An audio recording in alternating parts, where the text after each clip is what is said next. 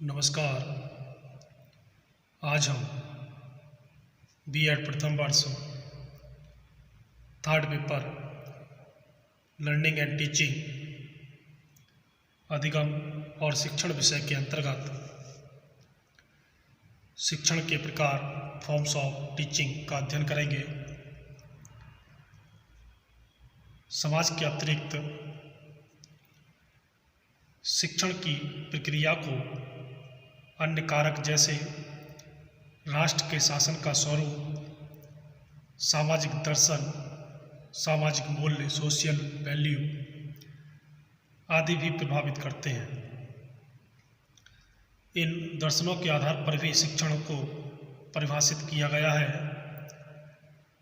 एक तंत्रात्मक, autocratic, प्रजातंत्रात्मक, democratic और हस्तक्षेप रहित लेजिस्फेयर। सबसे पहले जानते हैं एक तंत्रात्मक रूप ऑटोक्रेटिक फॉर्म क्या है। एक तंत्रात्मक शासन की व्यवस्था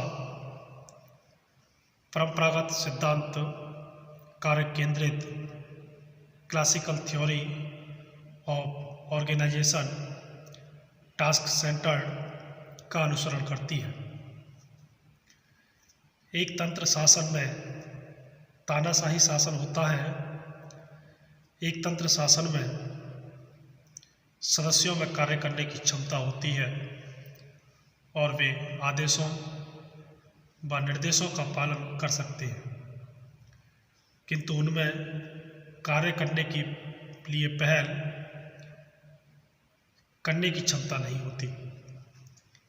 इसमें सदस्यों की इच्छाओं और अभिवृत्तियों को कोई स्थान नहीं दिया जाता। एक तंत्र शासन में अध्यापक का स्थान मुख्य या प्रधान होता है और विद्यार्थी का स्थान गौण या सेकेंडरी होता है,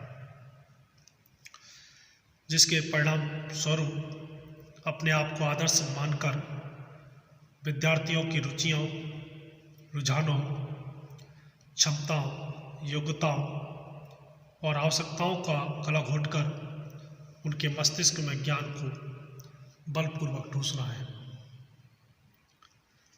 शिक्षण के समय विद्यार्थी एकमात्र श्रोता की भूमिका में रहता है।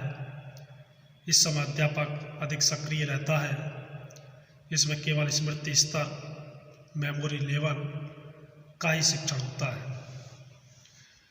विद्यार्थियों को अपनी क्षमताओं के विकास का अवसर प्राप्त नहीं होता।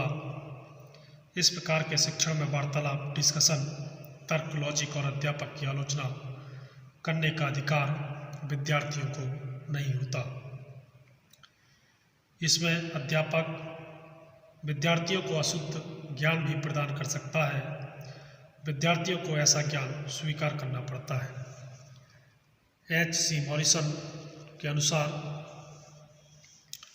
शिक्षण वह प्रक्रिया है जिसमें अधिक परिपक्व व्यक्तित्व कम परिपक्व व्यक्तित्व के निकट संपर्क में आता है और कम परिपक्व व्यक्तित्व की अग्रिम शिक्षा के लिए परिपक्व व्यक्तित्व करता है।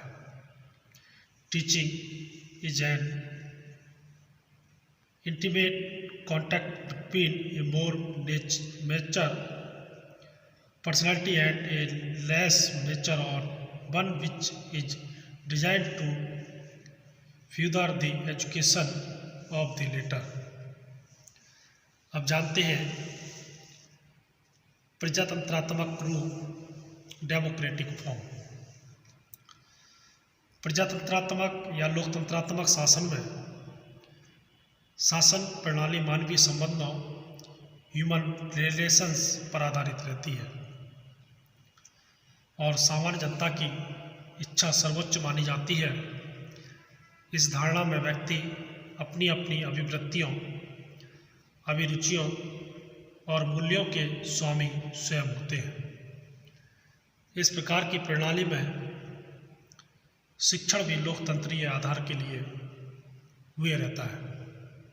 इसमें शिक्षण को अंतःक्रिया माना जाता है।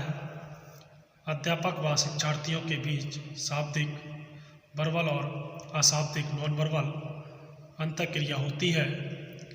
कक्षा में अध्यापक के साथ विद्यार्थियों को तर्क करने, प्रश्न करने, उत्तर पाने आदि वार्तालाप के लिए अनेक अवसर प्राप्त होते हैं। अतः इस व्यवस्था में अध्यापक व विद्यार्थी दोनों सक्रिय रहते हैं। इसमें अध्यापक का स्थान मार्गदर्शक के रूप में होता है। इस दृष्टि से किया गया शिक्षण बोध स्तर अंडरस्टैंडिंग लेवल का शिक्षण कहलाता है। इस स्तर के लिए शिक्षण के लिए सबसे पहले स्मृति स्तर का शिक्षण होना अति आवश्यक है। इस प्रकार की शासन व्यवस्था को निम्नलिखित रूप में परिभाषित कर सकते हैं। एमिडोन के अनुसार teaching is defined as an interactive process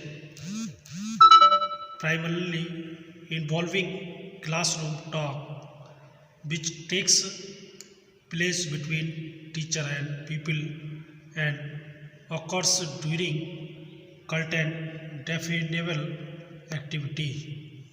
अर्थात शिक्षण को अंतःक्रिया के रूप में परिभाषित किया जाता है जिसके अंतर्गत कक्षा वार्ता को शामिल किया जाता है, जो अध्यापक और विद्यार्थी के मध्य होती है।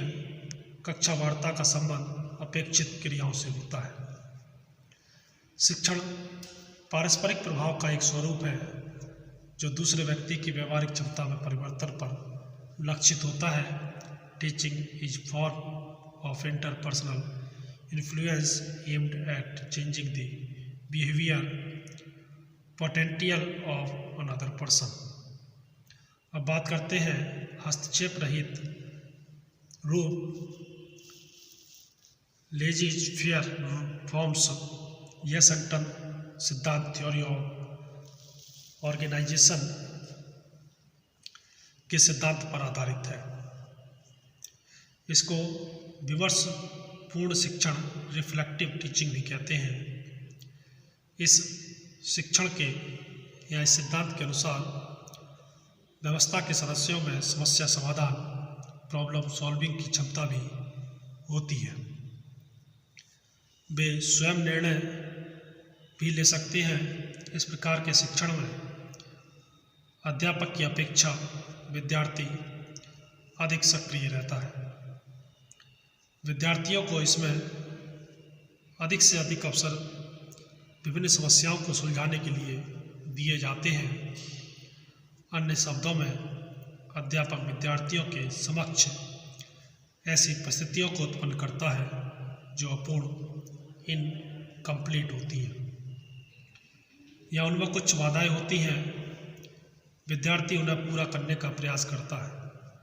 इसमें अध्यापक का स्थान एक मित्र का होता है। इस प्रकार वह विद्यार्थियों की क्रियाओं में हस्तक्षेप न करके उनकी सृजनात्मक क्षमताओं क्रिएटिव एबिलिटीज के विकास की ओर अपना ध्यान केंद्रित करता है।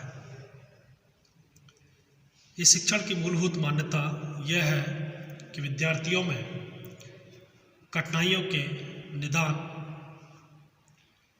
डायग्नोस करने की और समस्या समाधान प्रॉब्लम सॉल्विंग की क्षमता उत्पन्न हो, वे सही निर्णय ले सकें। इस व्यवस्था में विद्यार्थी अधिक जिज्ञासु होते हैं और अपनी जिज्ञासा को शांत करने के लिए समाधान तक पहुंचने का प्रयास करते हैं। जॉन बुब्रेकर के अनुसार teaching is an arrangement and manipulation of a situation in which there are gaps and obstruction with an individual will seek to overcome and from which he will learn in the course of doing so। अर्थात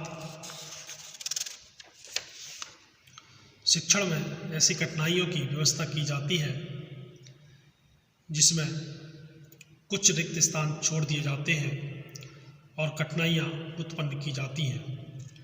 विद्यार्थी उन कठिनाइयों पर विजय पाने का प्रयास करता है और रिक्त स्थानों को पूरा करने का प्रयत्न करता है। ऐसा करते समय विद्यार्थी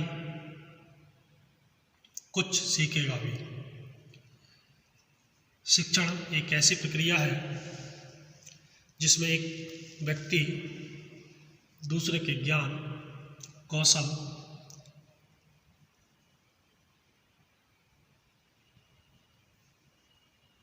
और अभिरुचियों को सीखने या प्राप्त करने में सहायता करता है।